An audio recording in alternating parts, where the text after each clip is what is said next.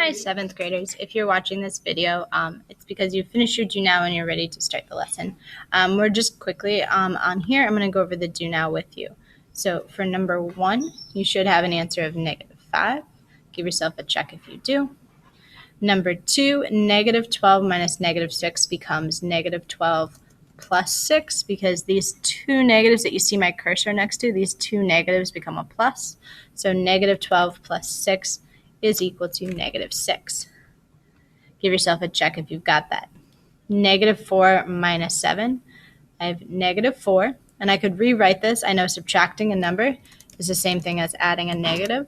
So it's -4 plus -7, or 4 bad guys plus 7 bad guys, which is -11, or 11 bad guys.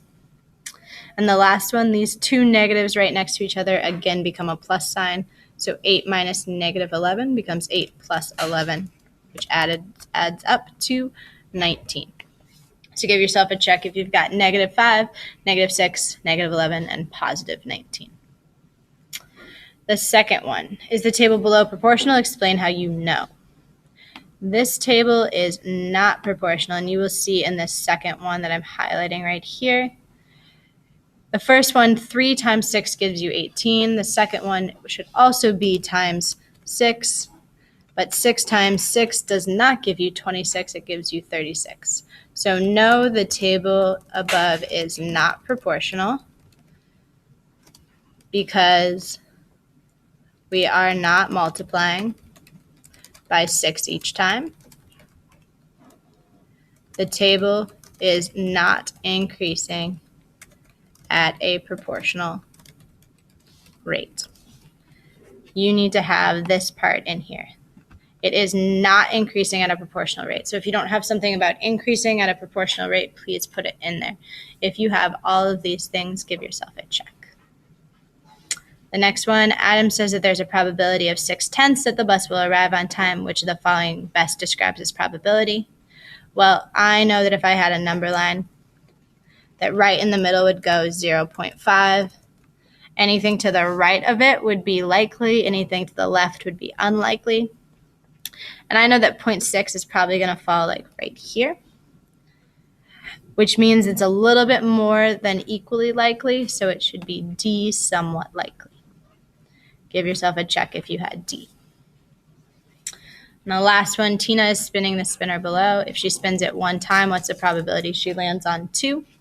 I only see 1, 2 right here, so I know there's 1, 2, and the total number of pieces is 1, 2, 3, 4, 5, 6, 7, 8, so I should have the fraction 1 out of 8.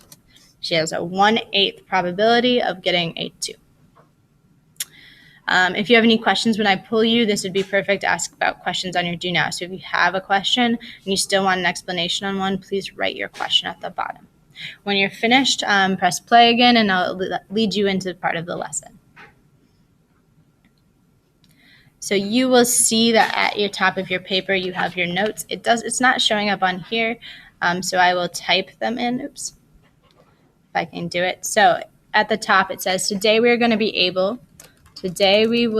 able to determine the, and what goes in the blank is probability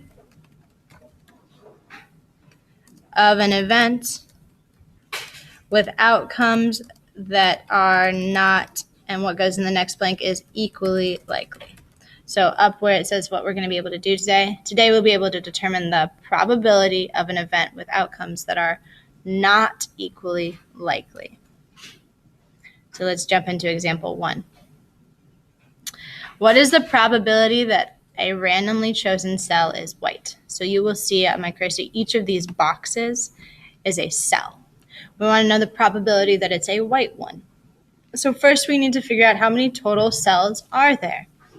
Well, if I count down this way, I see 1, 2, 3, 4, 5, 6, 7, 8, 9. There are 10 that go this way. So I know that each of these columns is 10. And I have 1, 2, 3, 4, 5, 6, 7 rows. So if I have 10 and 7 in each row, 10 times 7 is 70. So I know that my denominator of the fraction is going to be out of 70. And I want to know how many of those are white. Well, I have 1, 2, 3 columns that are white with 10 in each row. So 3 times 10 would be 30. So my fraction is 30 out of 70. And I'll rewrite that without the line. You should have 30 out of 70. You can also simplify this. You can simplify this to be, if you divide both the 30 and the 70 by 10, this is also the fraction 3/7. Then I want you to take your calculators, and there should be one in your bin. If there's not one in your bin, you can Google a calculator and do 3 divided by 7 on your calculator. That would give you the decimal. And it's going to be a lot of numbers, but it's about 0.428. If you did not get this, make sure that you put in 3 to your calculator first and 7 second. And then your percent, if I move that decimal point over 2 times, I get 42.8%. There is example 1. Example 2. What is the probability that the spinner will land on an odd number?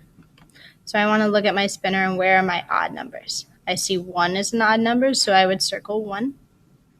2 is even, 4 is even, 2 is even, 5 is odd, so I would circle 5. 3 is also odd, so I would circle my 3. And 1 is the last odd one, so I'd circle my 1. Now I want to do this as a fraction. So how many of my numbers were odd? Well, I have 1, 2, 3, 4 were odd. And I want to know out of a total of how many. So 1, 2, 3, 4, 5, 6, 7, 8. 4 out of 8. 4/8 is my fraction. Well, I know that 4 is half of 8, so this can be simplified to 1/2. And if I don't know the decimal for 1/2 off the top of my head, that's totally fine. I grab my calculator and I do 1 divided by 2, which would give me 0.5. Check in your calculator that yours matches mine. And then the percent. I would need to move my decimal point over 2 times, so 0.5 is equal to 50%. Fantastic. And last one is example 3, and then example 4 you will do with me. Example 3, what's the probability that the spinner will land on an odd number less than 3?